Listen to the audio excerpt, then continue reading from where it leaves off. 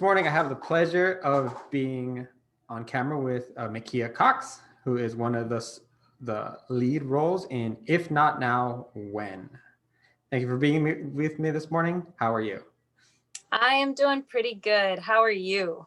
You know what? I got, like I was just telling you a few seconds ago, I got to see this film last night, and this is Yeah. a genre that I really enjoy. Oh, good. I was kind of rubbing my hands together and getting ready for this conversation because I do have the Oh, good. pleasure in a couple of days to also speak with some of your other co-stars. Yeah. So I'm excited. Yeah. Yeah. and Yeah, you should be. I believe is it Megan and Tamara that you're speaking to tomorrow? um, Tomorrow I have her on Monday, but Monday. There we go. I have Megan tomorrow. Okay, Um, gotcha, and gotcha. then the reason being is that in your film, If Not Now, When, each of you really play a distinct role, Hmm. and you guys have very different situations. Do you want to talk about Suzanne and your role? So yes, so Suzanne, so all four of these ladies have been friends for a really long time. They were best friends in high school and have remained friends throughout the years. However, they've grown a little bit apart. And honestly, it's probably my character, Suzanne, who has grown the most farthest away from the rest of the group. But there's a particular incident with Megan Good's character, Tyra, who that sort of brings us back together and creates that bond once again. But my character in particular is one of those people who you look at them and you think, oh my gosh, they've got it all. They have the perfect life. They have, she's got a great job. She's got a great house. She's got a baby on the way. She has a football player husband. And so on the exterior, it looks like life is wonderful. However, you start to see that there are some cracks in her foundation. And as the movie progresses, you see that she is really not okay. And she is she actually admits that she's kind of miserable, and she has not had her friends there to sort of hold her up. She has a tendency herself to keep everything in and put on this mask of everything's fine, and in reality, it's really not. And she's gotten to this point now in her life where she can no longer do it. And she has to make some changes, and she needs her friends there to help her through that. Yeah, I mean, yeah, when you speak of cracks, I mean, there's so much going on, but I do feel like this is your character is very, very relatable. Uh, Mm-hmm. there's so many people out there that are going through the same issues, and if not, sometimes even things are a little bit worse. And I feel that uh, for me, for example, as a viewer, it's easy to just say, "Oh yeah, just leave him. Just go with the guy who seems right." But when you're in Right. that position, it's Yeah. totally different. That's exactly right. I'm happy you used the word relatable, because that's what I felt when I first read the script. I felt like I have so many similarities with this character, um, but not just with her, with almost all of the characters. Like there was a bit of each character that I felt like I could pull from and apply to my life. Um, but at the time, well, the other thing is there were just too many strange parallels that were happening. The character Suzanne was pregnant. I, at the time, was actually pregnant in real life. Also, I have these four friends. Like, I have four of my best friends.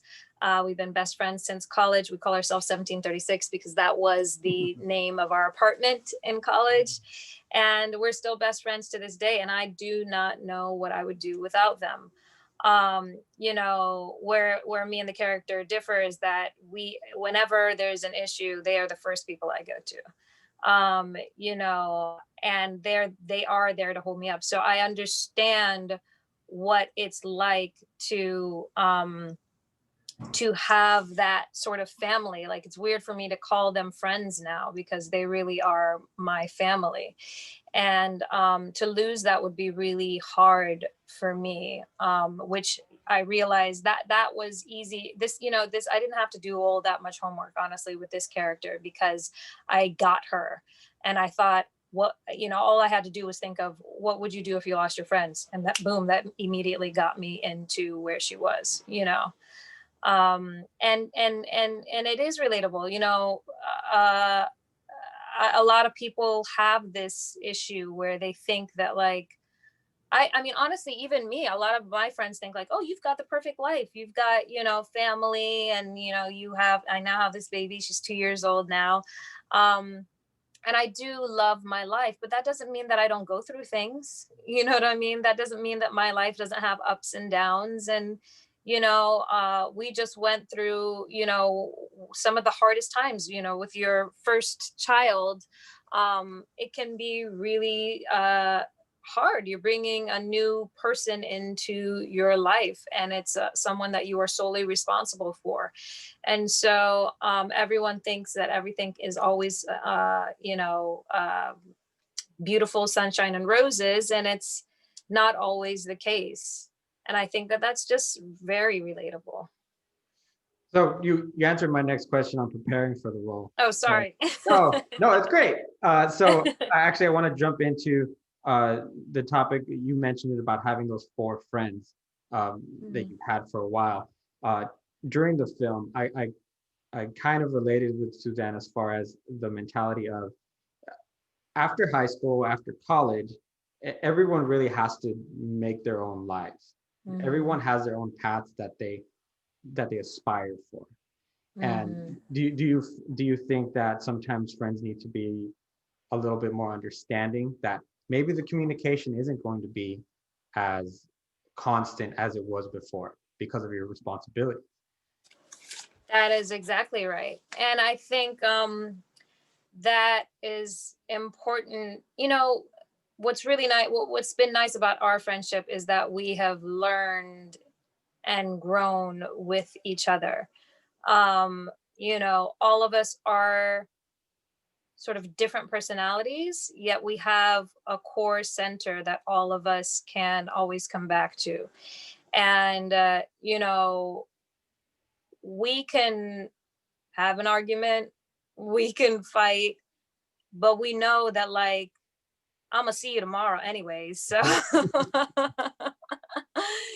we're still going to be friends. Just because we, have a fight or we don't talk for a little bit does not mean that we aren't going to maintain this friendship, this family, this bond that we have created.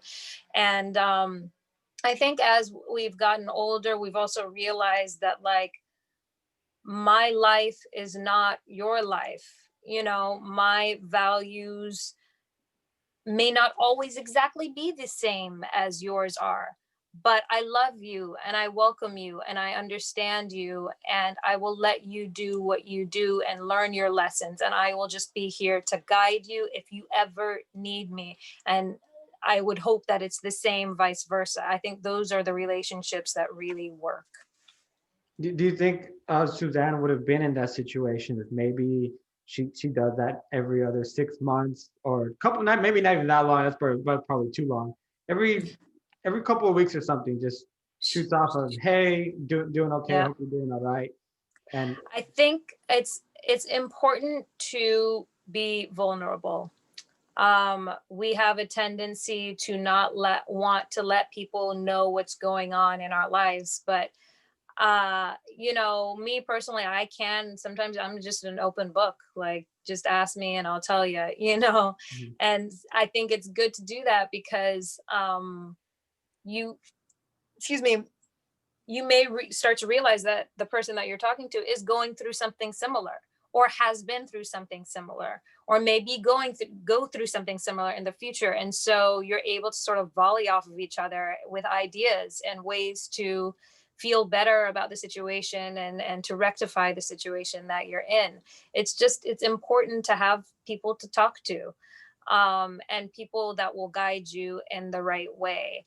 And so, yes, you're right. I think if she would have reached out earlier, I think if she would have talked to her friends earlier, she probably would not be in the situation that she's in now. Yeah, because I really felt like she had gotten to a point with them that even if she wanted to open up, uh, their comments towards her put her in a defensive position. Totally. So she was between, even if she wanted to, her perception was they don't want to listen anymore. They don't really even want me around. But then her just being there to me was proof that no, I still love you guys. I just Hmm. have my own things going on.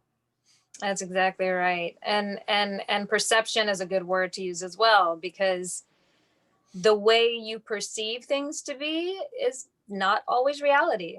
And so, but you can never know that until you talk about it, until you say, hey, this is how I felt about that. And I really didn't agree with the way that you did such and such.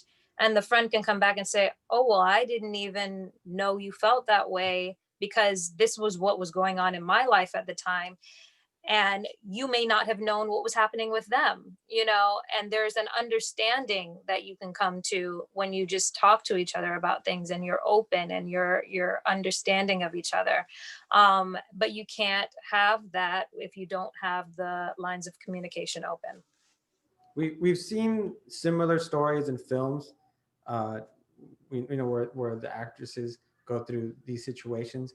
My question is, why do we need to keep being reminded? Because it seems like I've seen a similar movie, a similar story, but it still hits the same. Because it's life, we go through. I can't tell you how many times I've said to myself, I learned this lesson already. Why am I doing this again? You know what I mean? It's Yeah. like you just need those constant reminders, because as you go through life, we tend to be just focused on what we have to do, and sometimes you just forget the things that you've been taught throughout your life, and the lessons that you've learned. And it's like cliff notes. Sometimes you just need to like go back and look and say, oh, that's right, I remember that, I did learn that, I got it now, it's all back. You know what I mean? Yeah. So hopefully this movie can be that for the viewers. So we've talked about the sisterhood in the film, your real life sisterhood. Can you tell me about the sisterhood with Tamara, with Megan, and well, Megan? Yeah, with Megan and Megan. That was funny, first of all, because you'd call Megan and they both turn around. Um, but yeah, we did not, we kind of all, I think, maybe knew like of each other, or like had the same sort of circle of friends, but we didn't really know each other until we started the film. But I swear, even just from the audition, I really felt like we were all supposed to be friends. And we kept saying each other, well, you're stuck with me now, so deal with it. um so it's really nice. One of my favorite scenes in the movie is a scene where me, Megan Holder, and Tamra are all in this living room. We're on the couch. They're drinking wine. I'm drinking cider, clearly because of the baby. And they're just reminiscing on old times and having fun. And it's just a girls' night. And that was all four of us were there that night. Megan is not in the actual scene, but she was there because she was behind the camera. Megan Good. And so it was really nice and it was really fun. And there were times where I felt like I'm not even acting. Like it just felt very real and grounded. And I liked it a lot. Nice. So that actually leads me to my final question. And if that was Mhm. your answer, then we can change the question. Was there Oh, a particular scene that maybe made you emotional? That that got was you? yeah. That was it? It would have been that one. Okay. But emotional, let's see, emotional. So I'll say that was my favorite scene. Hmm. But in terms of emotion, it was really hard for me because, while pregnant, you don't want to stress too much because stress is not good. It can affect you, it can affect the baby. Um, and while acting, your body does not know the difference. Uh, And so there are times, I remember there was a scene I had to do for Chicago Med when I was on Chicago Med a couple years ago, where I had to be screaming and I was outside on a balcony. And this is in Chicago in the dead of winter. So it's super cold. And I was in, I think, like a t-shirt, and that was it, because I was supposed to be just getting out of bed. And in the beginning I was freezing cold because it's, you know, it's Chicago and it's winter and it's cold and there's the wind. But by the end of it, I was walking around and I was sweating because I had been screaming and so active, and my body, and I remember feeling my heart rate out every time when we were done. I had to just sit there for a second and calm myself down, because your body just doesn't know the difference. And so it was hard for me finding that balance, because she's got a lot of scenes where she goes a little ham. And mhm. so I had to keep reminding myself and keep reminding my body, this is just, I'm just acting. This is just a scene I'm doing. This is not reality. This is not real. But still be able to portray all of that emotion. So I don't want to give too much away, but there, you'll see, you'll, as soon as you see the film, you'll know these scenes that I'm talking about. Thank you so much for spending some time with me today. I really Thank appreciate it. you. Thank I mean, you. I think part of the reason why these interviews are so fun for me is because films like If Not Now When really spark conversations. Yeah, And I like so it. having the opportunity to talk to you and to the rest of the cast later is a real privilege. So I appreciate that. I hope you have happy holidays, and Thank you. Same to you. take care. All right. Bye. Bye.